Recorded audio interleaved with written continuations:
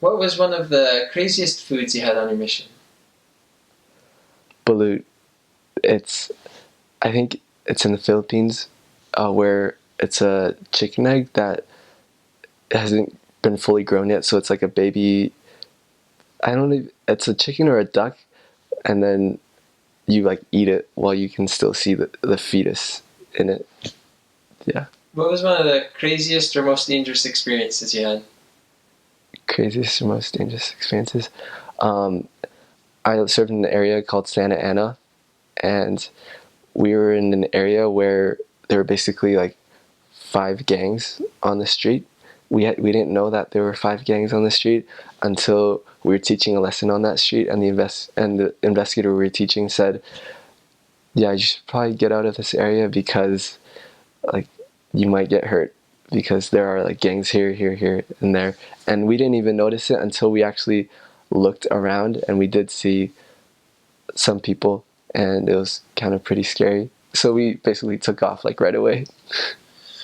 What was one of the most spiritual experiences that you had Um, in short form? in short form, there was a, a, a sister or a former missionary that came to our mission. They taught us about this finding method called Windows of Heaven, where you basically covenant with the Lord that you're going to be at a place at a certain place for an hour and talk with everyone, and you covenant that you'll be 100% obedient, be there for sure, be on time, and talk with everyone. And the promise is that the Lord will tell you where you have to go before when you plan, and when you get there, that you'll meet someone that will be willing to listen to the first lesson or any lesson, and be willing to accept the baptism date. And the first time that I did that, it was in August of 2014. We met a mom and a son that just came from mainland China, and they did just that. We taught them the lesson, and they were baptized like 3 weeks after, which was super cool. And I think the process of finding them was something that was really, really spiritual and just awesome. Mhm. Any funny language mistake that you made in Mandarin? Or did you pretty much have it all set? No, I did have some mistakes. I remember it was like the first day that I was put with the missionary that came from Utah, trying to learn the language. His name was Elder Cook. I love him to death. And we were around this lake, and we were contacting. And I think what we were doing was I was showing him like how to contact, and then he would do one right after I did. And we were maybe like 10 minutes in. I walked up to this couple and I said, "xie xie," instead of like "ni hao." Like I was supposed to say hello, but instead I said "thank you" and started it off with that. And I guess in Chinese, like that mistake it's like pretty hard to make. And I was just super embarrassed, and just being with like a brand new missionary, I I thought it was just like really embarrassing, and he like started laughing when he heard that because like he understood what it meant and was like, "Why did you like say that?" But for him, I remember like we went and we were like knocking on a door, and I told him like, "Hey, it doesn't matter like what ethnicity like the person open like whatever they are, like it's gonna be your turn to like do the approach."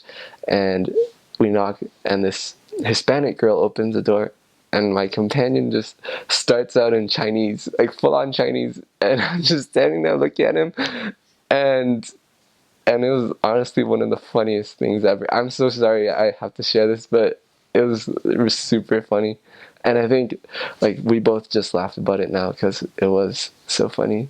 And the girl, and the thing that was so funny about it was at the end, he asked the girl like, "Are you Chinese?" When she did not look Chinese at all. It was super funny. So what was one of the greatest life lessons you learned on your mission? Greatest life lessons. Um, I would say one that I hold to be like super dear to my heart, or one that I'm super grateful for learning, is the importance of humility.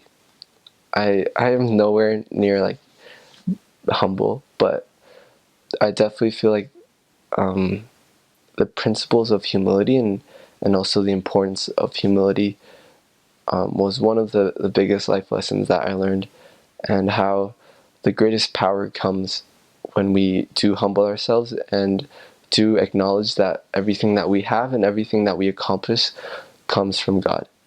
And that when we start having even a little bit of pride, or start to feel like what we do is from us, that's when that power is gone. And second, I would say the importance of the Spirit, and how crucial and important it is in every aspect of missionary work, and also in life. We can rely on the Spirit in everything that we do, and that's something that I feel like was really important for me to learn, and also some things that I've been able to apply as I've come home from my mission, and things that I've been able to utilize it with. What was one of the greatest skills you gained on your mission? Greatest skills. I don't know if I gained a lot of skills, but I think doing things and just doing it no matter how I feel. Like if something needs to get done, now I'm a bit more willing to just do it and accomplish it, rather than complain or like asking like why do I have to do it, but more just like going out and doing it and completing it in the best way possible. And also planning and scheduling the time, and how I need to manage my time in order to best fulfill or do or accomplish the things that I need to get done. And yeah, I think, Craziest weather? Craziest weather. We didn't really have too crazy of weather. I'd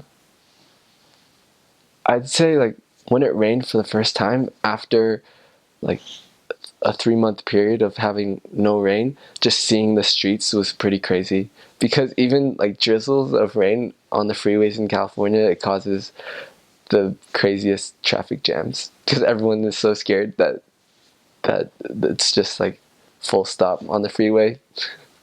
Let's see. What was one of the hardest things you went through on your mission or experienced? Hardest things I went through.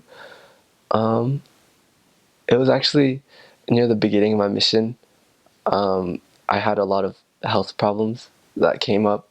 In the MTC, I had 4 teeth taken out, and I had braces put on for the full 2 years.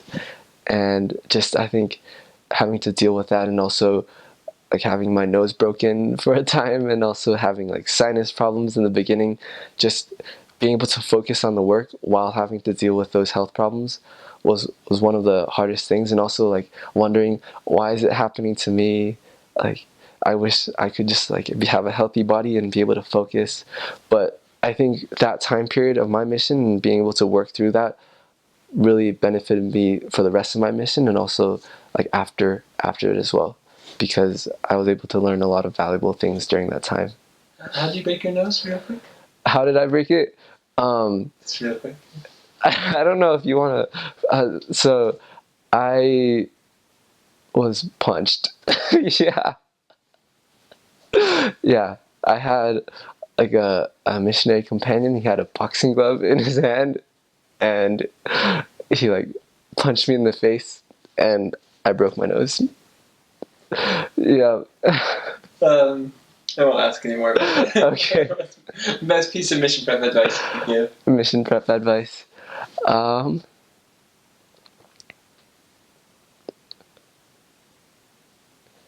Share the gospel with your friends, especially the ones that aren't members.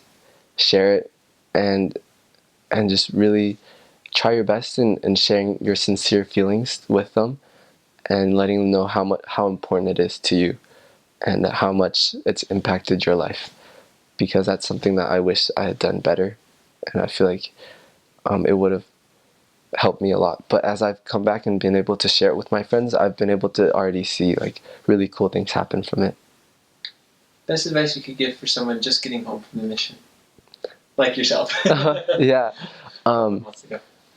I'd say your daily routine of praying and reading the scriptures are for sure really important. And I'd say going to the temple is something that has helped me a lot.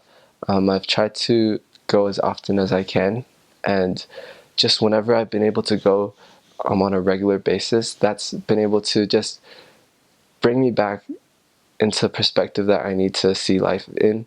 Because on a mission, you see everything in such of like a spiritual way and in an eternal perspective, and then when you come back, you might lose that a bit.